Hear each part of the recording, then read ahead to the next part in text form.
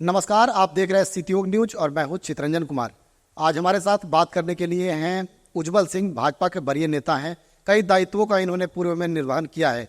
आज हम इनसे बात करेंगे औरंगाबाद लोकसभा क्षेत्र के मुद्दे पर, विकास के मुद्दे पर और प्रत्याशी के मुद्दे पर, कि क्या इस बार किस मुद्दे को लेकर के आप इस बार लोकसभा में जाएंगे, क्षेत्र के लोगों को क्या कहेंगे और किस मुद्दे पर क्षेत्र के लोग आपको वोट करेंगे। तो नमस्कार सर।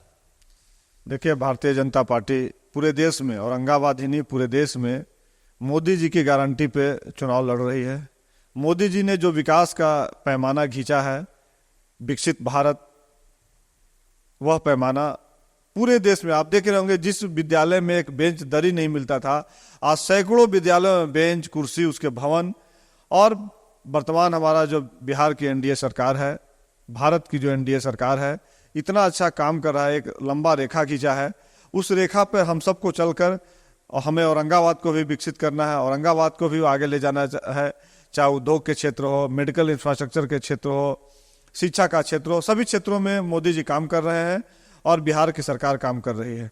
हम चाहेंगे कि हमारे सांसद औरंगाबाद के लोकप्रिय सुशील कुमार सिंह पुनः अधिक से अधिक मतों से जीत कर आए, ताकि वह भारत सरकार में जाकर मंत्री बने और औरंगाबाद का चौमुखी विकास हो। लगातार 3 बार ये सांसद बन गए हैं। लोगों का मांग रहता है, और औरंगाबाद में खास कर करके औरंगाबाद लोकसभा क्षेत्र में गुरुआ और गया के भी में, गुरुआ गया में ही पड़ता है, गया का क्षेत्र पड़ता है। उत्तर कोयल लहर जो है वह काफ़ी बड़ा मुद्दा रहा है भाजपा के लिए खास करके। देखिए, आप भी जानते हैं कि उत्तर कोयल लहर आज के 20 साल पहले, 15 साल पहले वह मृत प्राय हो गया था। कांग्रेस की सरकार ने उसको मृत घोषित कर दिया था और कह दिया था कि इसमें कुछ नहीं होगा। लेकिन माननीय प्रधानमंत्री जी, जल शक्ति मंत्री जी और हमारे यहाँ के सांसद माननीय सुशील कुमार सिंह के पहल से पलामू के सांसद, जहानाबाद के सांसद, गया के सांसद, सभी लोगों ने मिलकर उत्तर कोयल लहर में देख रहे होंगे अब इतना अधिक तेज गति से काम हो रहा है। दोनों तरफ उसका पीसीसी आरसीसी हो रहा है और लगातार काम कई क्षेत्रों में हो रहा है। गेट लगाने का भी काम बहुत जल्द प्रारंभ होने वाला है और पूरा विश्वास है उत्तर कोयल नहर का पानी इस साल सभी किसानों तक जाएगा। और मोदी जी ने संकल्पित है किसान के लिए। आप देखे होंगे किसानों की चिंता किसने किया, गरीबों की चिंता किसने किया, लाभार्थियों का चिंता किसने किया, माननीय प्रधानमंत्री मोदी जी ने किया। तो मोदी जी तभी वहां सरकार बनाते हैं जब हम यहाँ से सांसद चुन के भेजते हैं। इसलिए बिहार के 40 का 40 सीट औरंगाबाद सहित हम जिता के भेजेंगे तो बिहार का विकास होगा। आज करोड़ों लोगों को उज्ज्वला गैस योजना मिला, करोड़ों लोगों को आवास बिहार में मिला। यह किनके सरकार में मिला? मोदी जी के सरकार में मिला। यह वह पैसा कहाँ गया? सीधा लाभार्थी के खाता में गया। एक एक रुपया मोदी जी जो भेज रहे हैं, कोई बिचौलिया नहीं खा सके, सीधे खाता में जा रहा है। दूसरी चीज है, आप जनधन खाता खोलने के समय लोग हंसी मजाक उड़ा रहे थे। जब टोल टैक्स पर फास्टैग लगा तो हंसी उड़ा रहे थे। आज पूरा हर एक व्यक्ति, ठेला वाले तक के, गुमटी वाले के पास तक पेफोन लगा हुआ है, वह डिजिटल उपयोग कर रहा है। इसलिए मोदी जी का सोच बहुत आगे है। और पूरे देश में जिस तरह से सनातन प्रेमियों के लिए उन्होंने काम किया है, चाहे बाबा विश्वनाथ चले जाइए, अयोध्या धाम श्री राम मंदिर चले जाइए, धारा 370 की बात है, हम एक हैं, एक राष्ट्र श्रेष्ठ राष्ट्र की कल्पना है और विकसित भारत है। मोदी जी का लक्ष्य है, वह होकर रहेगा। लेकिन देखिए, आप तो कह रहे हैं कि विकास हुआ है, लेकिन महंगाई भी चरम सीमा पर बढ़ा है। आपका जब सरकार नहीं था तो आपके जो नेता हैं और स्मृति ईरानी खास करके चूड़ी बेचती थी। गैस का जो दाम है वह पहले 400 से 500 था, अभी 1000 रुपया है। अभी भी 950 रुपया है, उसमें 200 कुछ रुपया सब्सिडी है, 700 रुपया है। आप 10 साल पहले की बात करें, 10 साल में सभी व्यक्ति का आय भी बढ़ा है। जो चावल आप 1000 के बेचते थे, आज चावल 2500 रुपये बिक रहा है। मार्केट में 5500 रुपये भी चावल है। आप कितना अच्छा गुणवत्ता के साथ उसको बेच रहे हैं, उसके ऊपर भी डिपेंडेंसी है।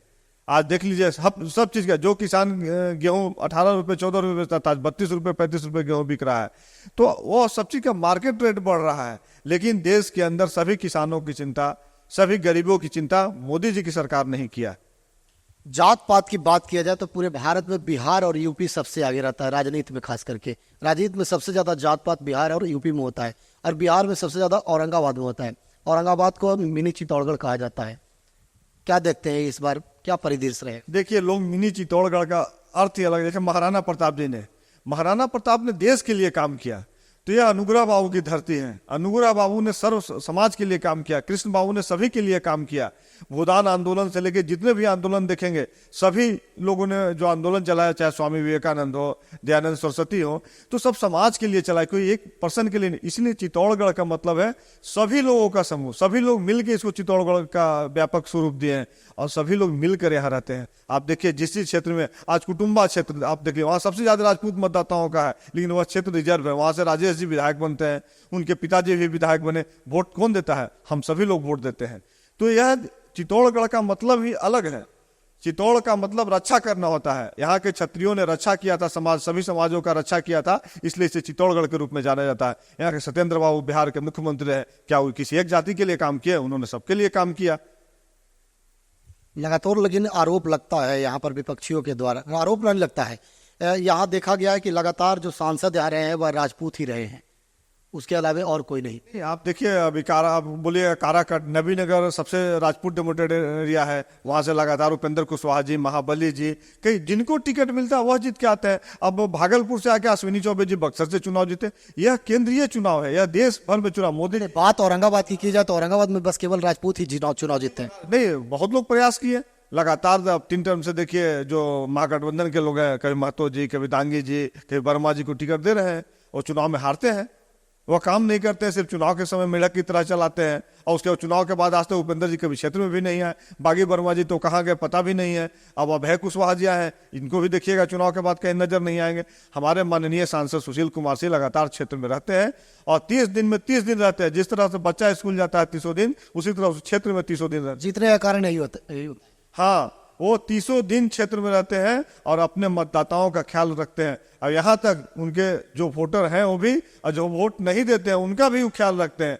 और साथ साथ बगल के जो जिला है काराकट, बगल के जिला है जो जहानाबाद, उनके भी जो मतदाता हैं उनके भी कोई जरूरत पड़ता है तो हमारे सांसद उनके साथ खड़े रहते हैं, उनके लिए प्रयास करते हैं। इसलिए हमारे सांसद लोकप्रिय हैं। चलिए, ये थे उज्जवल जी जिन्होंने काफी बात रखा हमारे साथ जुड़ने के लिए, इनको बहुत बहुत धन्यवाद।